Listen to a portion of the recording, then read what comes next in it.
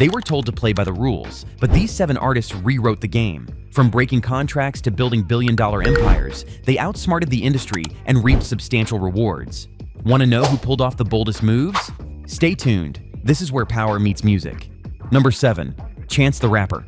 Chance didn't just skip signing a record deal, he proved you don't need one. In 2016, his mixtape Coloring Book exploded on streaming, making history as the first album to win a Grammy without ever being sold in stores. The secret? Apple Music reportedly gave him a multi-million-dollar check for temporary exclusivity. One man, no label, just his laptop, landing deals that major artists with billion-dollar labels could only dream of. Because Chance stayed independent, he kept everything: his masters, publishing, and rights. Every stream, sync deal, and performance went straight to him. His lifestyle reflects this independence. He remained in Chicago, donated millions to schools, and became a hometown hero. No Gucci suits, just overalls at the Grammys, but a net worth estimated at $25 million in 2025. Chance flipped the industry's biggest lie: you don't need a label to make it big. Number 6. Jay-Z. If Chance showed you can bypass the label, Jay-Z showed you can outgrow it. Jay started selling CDs out of his car in Brooklyn. Fast forward to today, and he sits on a fortune of around $2.5 billion.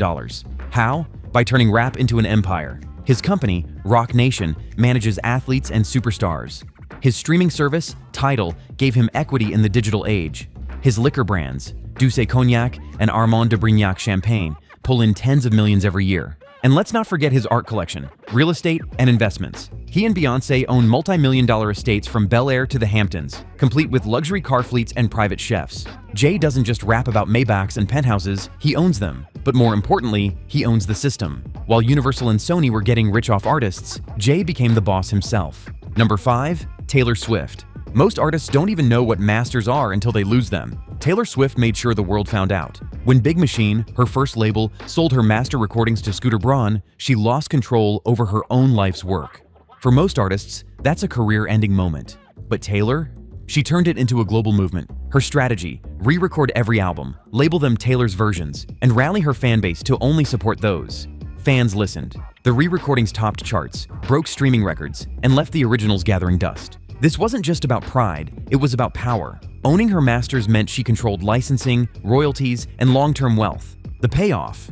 A fortune soaring past $1.6 billion, record-breaking stadium tours grossing billions, and mansions worth tens of millions across Rhode Island, New York, and Nashville. Taylor's message was clear: labels can try to play her, but she'll always play harder.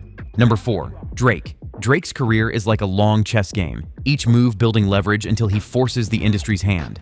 In 2022, the payoff came. Reports surfaced that he signed a mega deal with Universal Music worth a staggering $400 million.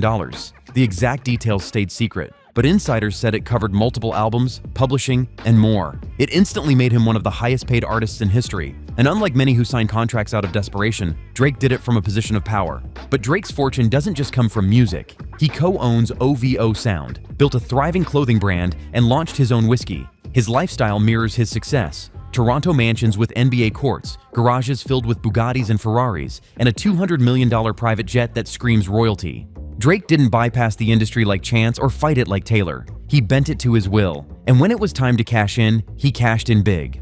Number 3. Rihanna. Rihanna didn't just outsmart labels, she outsmarted the entire industry. Sure, her music career gave her Grammys and global fame, but her real fortune? That came from business.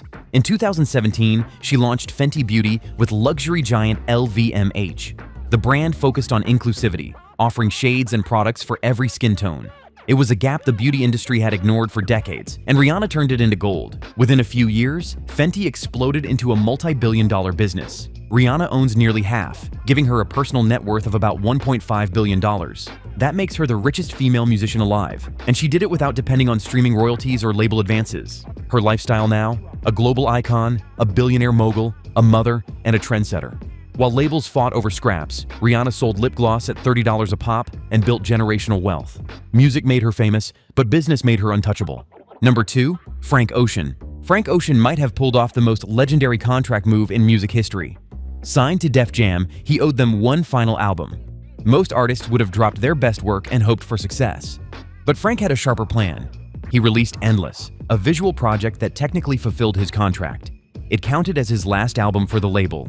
Then, less than 24 hours later, he dropped Blonde independently through his own label. Blonde debuted at #1, and because Frank owned it, nearly all the revenue flowed directly to him. Reports suggest he pocketed $20 million or more from that single move. Meanwhile, Def Jam was left watching from the sidelines, powerless. It wasn't just genius artistry, it was business precision. Frank Ocean didn't just escape his contract, he embarrassed the label in the process. In one weekend, he went from being under control to being completely free and very, very rich. Number 1, Russ. Russ is the underdog who proved consistency and ownership can outlast the machine.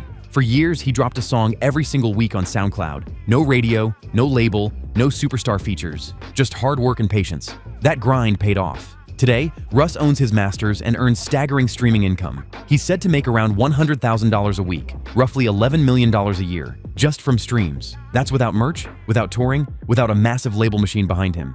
While other artists are trapped in 360 deals, Russ has total freedom. He decides when to release, how to market, and where the money goes. His career is built on ownership, not exploitation, and his lifestyle reflects that independence. He isn't chasing label validation or begging for advances. He's stacking wealth, building longevity, and laughing all the way to the bank. Russ didn't just prove you can win without a label, he proved you can dominate. From chance-ditching labels to Jay-Z's $2.5 billion empire to Rihanna's billion-dollar brand, these artists flipped the industry's traps into fortunes. So, who played it best? Frank Ocean, Rihanna, or Taylor? Comment below, hit like, and subscribe for more music industry secrets.